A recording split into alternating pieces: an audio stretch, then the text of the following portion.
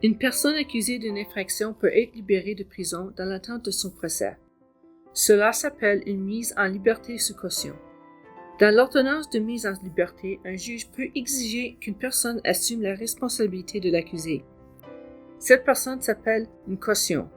La caution est responsable de s'assurer que l'accusé se présente au tribunal aux dates de comparution prévues.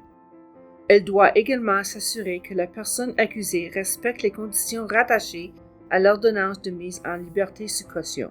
Par exemple, l'ordonnance peut exiger que l'accusé respecte un couvre-feu ou lui interdire de consommer de l'alcool.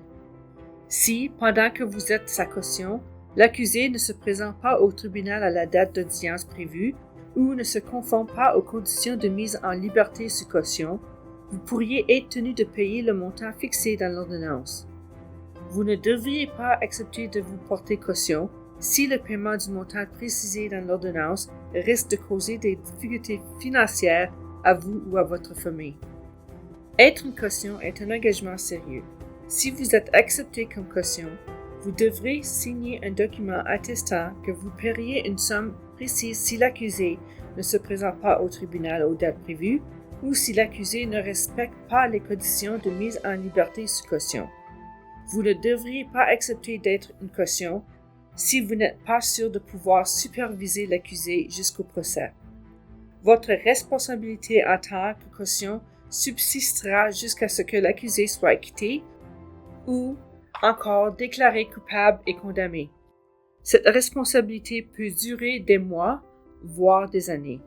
Si vous êtes prêt à agir en tant que caution pour un accusé, vous devez remplir une demande au greffe de votre tribunal local. Un juge de paix examinera la demande et décidera si vous pouvez remplir ce rôle. Il tiendra compte de votre relation avec l'accusé, de vos antécédents et de vos finances. Pour être une caution, vous devez vivre dans la même communauté que l'accusé afin de pouvoir vous assurer que cette personne respecte les conditions de mise en liberté sous caution. De plus, vous ne devez pas déjà être une caution pour quelqu'un d'autre et vous ne devez pas être une victime ou un témoin dans le procès contre la personne accusée. De façon générale, les personnes qui ont un casier judiciaire ou qui font face à des accusations criminelles ne sont pas autorisées à devenir caution. Vous devez démontrer que vous pourrez verser la somme fixée par le tribunal si la personne accusée ne respecte pas les conditions de sa mise en liberté. Lorsque vous présentez votre demande, vous devez apporter une pièce d'identité avec photo délivrée par le gouvernement. Il peut s'agir d'un permis de conduire, d'un passeport, d'une carte de statut d'Indien ou d'une carte appartenance métisse. Vous devez également fournir une preuve écrite de vos revenus ou une preuve que vous possédez des biens, comme des talons de chèque de paie, des déclarations de revenus, des relevés bancaires, des documents hypothécaires ou un certificat de titre.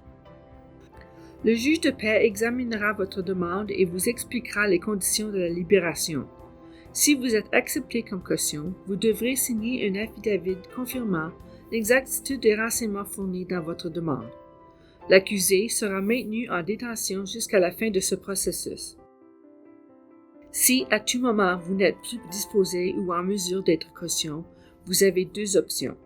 Vous pouvez soit amener l'accusé au tribunal et demander à être libéré de vos responsabilités, soit vous rendre au greffe pour présenter cette demande par écrit. Le tribunal ordonnera l'arrestation de l'accusé et, dès que cette personne sera arrêtée, vous serez libéré de votre rôle de caution. L'accusé pourra alors demander à sortir de prison s'il trouve une caution ou si le tribunal accepte de le libérer à nouveau sous caution en lui imposant d'autres conditions. Il arrive parfois que le tribunal modifie les conditions de l'ordonnance après la mise en liberté sous caution d'une personne. Dans une telle situation, vous devrez retourner au greffe pour signer un document attestant que vous comprenez les nouvelles conditions et que vous veillerez à ce que l'accusé les respecte. Si l'accusé n'observe pas les conditions précisées, le tribunal tiendra une audience avant que vous ne soyez tenu de payer la somme convenue. Vous aurez alors l'occasion d'expliquer au juge pourquoi vous estimez de ne pas devoir verser cette somme. Quand vous recevrez un avis d'audience par la poste, il est important que vous informiez le greffe de tout changement d'adresse.